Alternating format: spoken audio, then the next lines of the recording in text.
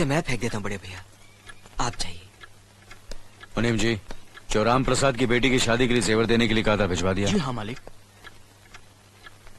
शहर में रहकर यही बदतमीजी और ओछी हरकतें सीखी आपने? अपने से बड़ों का लिहाज करना नहीं आता आपको? किससे कह रहे हो तुम? आपसे कह रहा हूँ। औरत पैदा हुई है तो औरत की तरह रहना सीखे। मीना! नकुल, तुम अंदर जाओ।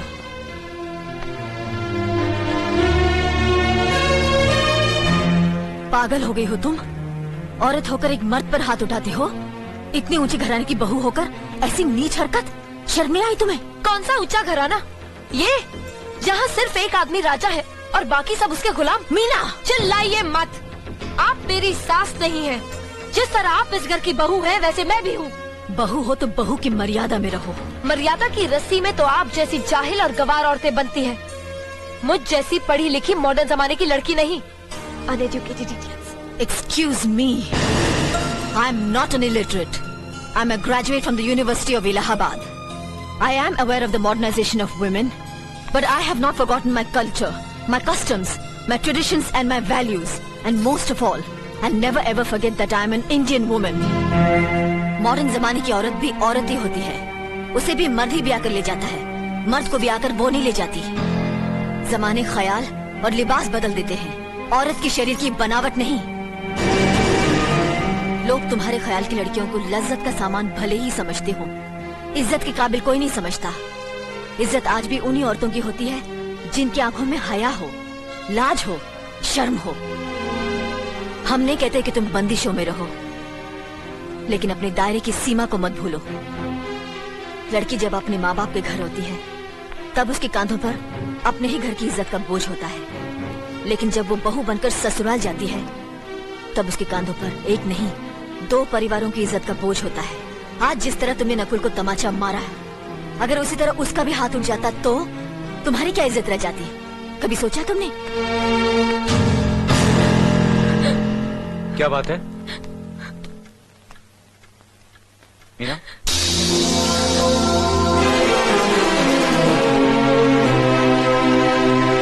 क्या हुआ भाभी? कुछ नहीं। मीना कह रही थी कि उसे खाना बनाना नहीं आता। हमने सोचा कि 2-4 खरी खोटी सुनाने से ही सीखेगी, तो सुना दिया। बस रोने लगी। क्यों अर्जुन, हमें तुम्हारी बीवी को डांटने का भी हक नहीं? क्यों नहीं, आप हमारी भाभी माँ हैं। आप मार सकती हैं, डांट सकती हैं, कुछ भी कर सकती हैं।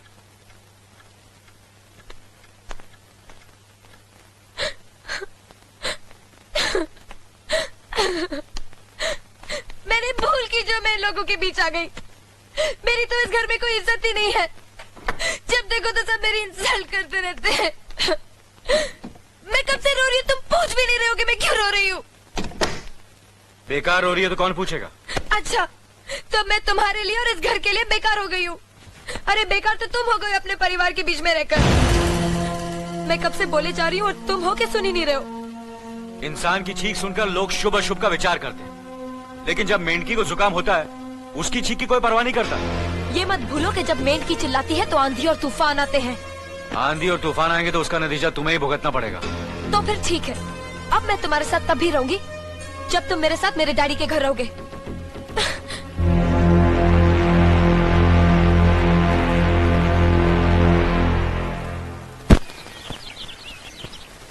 हमारी मीना बहुत प्यारी बच्ची है, लेकिन उसमें अभी भी बचपना है। हमारे तौर तरीकों को नहीं जानती है ना, लेकिन आस्ता आस्ता हम उसे सब सिखा देंगे।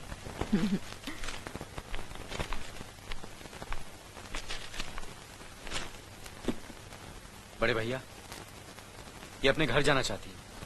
जाना भी चाहिए। 4-5 महीने हो गए, मायके की याद भी आती होगी इसे। और अर्जुन, तुम्हारे ससुर जी तुम्हें कई बार बुला चुके हैं, तुम भी कुछ दिनों के लिए हो आओ, तुम्हारा मन भी बहल जाएगा।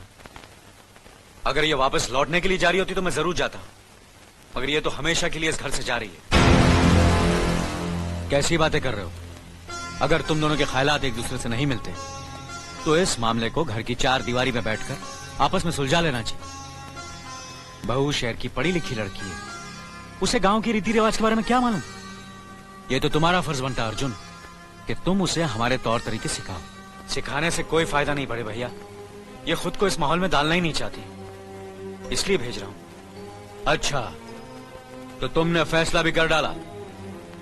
बड़े भैया, बात यह है कि मैंने मीना को, तुम बहुत समझदार भी हो गए हो ना, तो फिर तुम्हें इतना तो समझ लेना चाहिए, अगर बहू अपने आप को बदल नहीं पा रही है तो तुम बहू के मुताबिक बदल जाओ। आखिर वो तुम्हारी पत्नी है, उसका साथ देना तुम्हारा धर्म है। तुम्हारे भरोसे ही तो उसने अपनी सारी जिंदगी सौंप दी तुम्हें।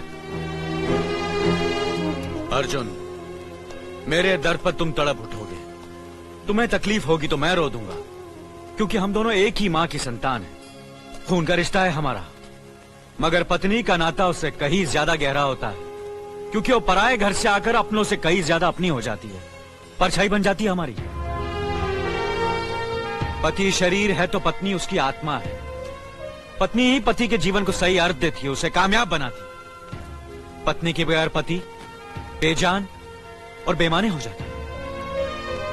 अगर आज तुम अपनी पत्नी को हमेशा के लिए उसके मैके छोड़ाओगे तो यह गांव, यह समाज क्या कहेगा हमारे बारे में? जरा सोचो अर्जुन, न्याय के सिंहासन पर बैठकर जो लोगों के अच्छे बुरे का फैसला करता है, अगर उसी के घर में नाइंसाफी होगी तो लोग हंसेंगे हम पर, किसी को मुंह दिखाने के काबिल नहीं रहेंगे हम। बड़े भैया, मुझसे भूल हो गई, मुझे माफ कर दीजिए। मुनीम जी। जी मालिक। जायदाद के दस्तावेज लाइए। जी अभी लाया। बहू, पति ही पत्नी की असली शक्ति होती है। हमारे पुरखों ने कुल धर्म पत्नी के बारे में कहा है, जो पति के काम में उसकी मददगार हो, उसे अच्छी सलाह दे, जो दासी की तरह उसकी सेवा करे, मां की तरह उसे खिलाए पिलाए, लक्ष्मी का रूप हो और धरती की तरह उसमें सहन शक्ति हो, वही आदर्श पत्नी होती है। औरत की सोच मर्द का मुकद्दर बनाती है। वो जब बनाने पर आती है तो कुटिया को महल कर देती है, और जब बिगाड़ने पर उतरती है तो महल को मिट्टी का ढेर बना देती है। मालिक, ये जायदाद के दस्तावेज है। हमारी जमीन जायदाद कहां कहां है और कितनी है, उसका हिसाब किताब ना बाबूजी को मालूम था, ना हम तीनों भाइयों को मालूम है। बहू, तुम पढ़ी लिखी हो, आज से इसका हिसाब किताब तुम देखोगी। लक्ष्मी जी। अपनी चाबियों का गुच्छा और ये कागजात बहू को दे दो।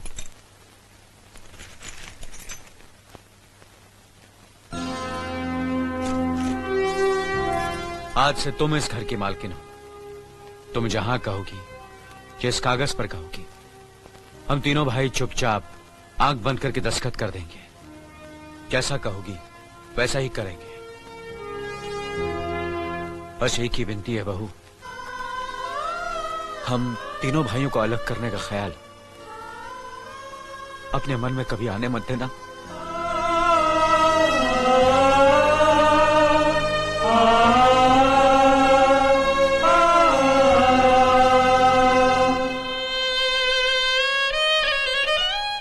बहुत अच्छा किया तुमने बहू, बहुत अच्छा किया।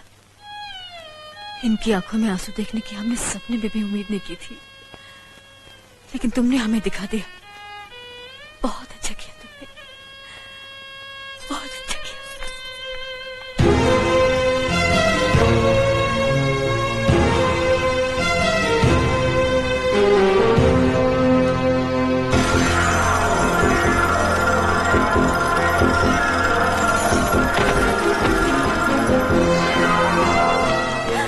मीना, मीना, क्या हुआ बहू? मीना, मनी जी जल्दी से डॉक्टर को बुलाइए।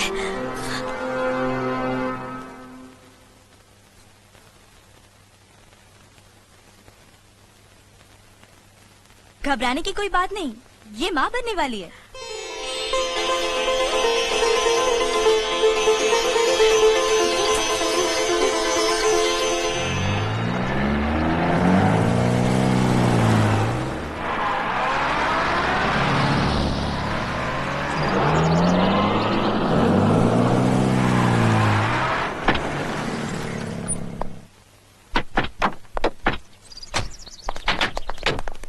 आप लोग यहीं ठहरिए, मैं ठाकुर साहब से मिलकर आता हूँ।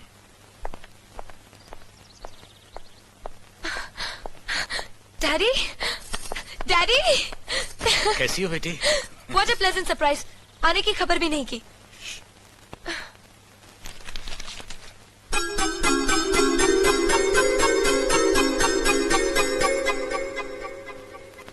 ठाकुर साहब, पाए लागू। समधी जी, आप अचानक यहाँ कैसे? तशरीफ रखिए, बैठिए ना। आपके बराबर बैठने की मैंने कभी गुस्ताखी नहीं की, तो आज कैसे करूंगा?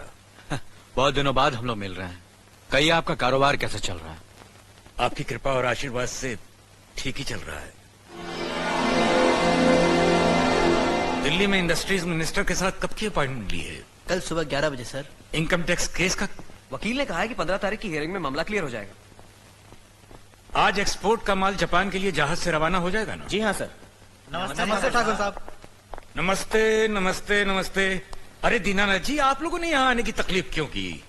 मैं आपकी संस्था के लिए गवर्नर साहब से बात कर चुका हूँ, आपका काम हो जाएगा। धन्यवाद, बहुत बहुत। अरे गोपीनाथ जी, होम मिनिस्टर ने वादा किया कि आपके भाई का ट्रांसफर जल्दी ही हो जाएगा।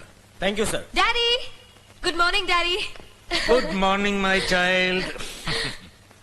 आप कहीं जा रहे हैं क्या? हाँ बेटी, एक जरूरी काम से दिल्ली जा रहा हूँ। अपना ख्याल रखना। हाँ? ओके। Okay, bye. पास में ही फैक्ट्री के लिए जमीन देखने आया था, सोचा आपके दर्शन करता चलूं। अब इजाजत दीजिए। इतनी जल्दी कैसे जा सकते हैं आप? भोजन तो करते चाहिए। माफ कीजिए, आप तो जानते ही हैं, बाप बेटी के घर का खाना तो क्या, पानी भी नहीं पी सकता। शहर में रहकर भी अभी भी आप इन बातों को मानते हैं? शहर में रहूं या गांव में, मैं अपनी परंपरा और संस्कार कैसे भूल सकता हूं? आखिर मैंने इसी मिट्टी में जन्म लिया है। अच्छा, चलता हूं। अजी, कम से कम बेटी से मिलकर उसकी कुशलता तो पूछ लीजिए। ये क्या कह रहे हैं आप? मैं इतना ऊंचा नहीं हूं कि अपनी बेटी की कुशलता पूछकर आपका अपमान करूं।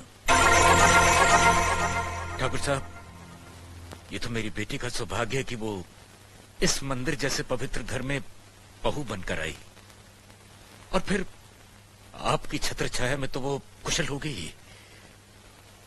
राम राम। राम राम। बेटे, जिस तरह तुम मैके में चहकाती रही हो ना, वैसे ही अपनी ससुराल को भी महकाती रहना। जी।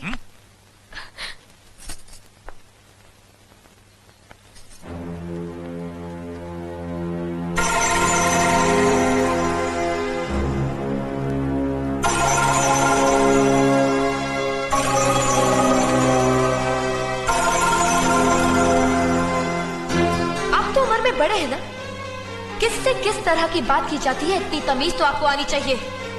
Mind it, mind it, mind it, mind it, mind it. बड़े भैया, अरे? मुझे माफ कर दीजिए। क्या हुआ? मुझे माफ कर ये दीजिए। क्या कर रही हो? अपने पापों का प्रायश्चित कर रही हूँ।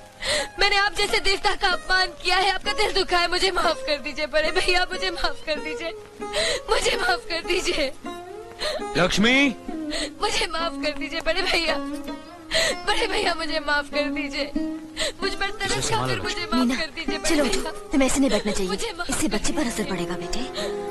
मैं आपकी भी दोषी हूँ दीदी। आपने जेठानी की जगह माँ बनकर मेरी गलतियों को बर्दाश्त किया, और मैं अभागन आपकी बेटी न बन सकी। मुझे माफ कर दीजिए दीदी, मुझे माफ कर दीजिए। अब चुप भी हो जा। तो हमने कब तुम्हारी बात का बुरा माना? हाँ, पगली, रोते नहीं।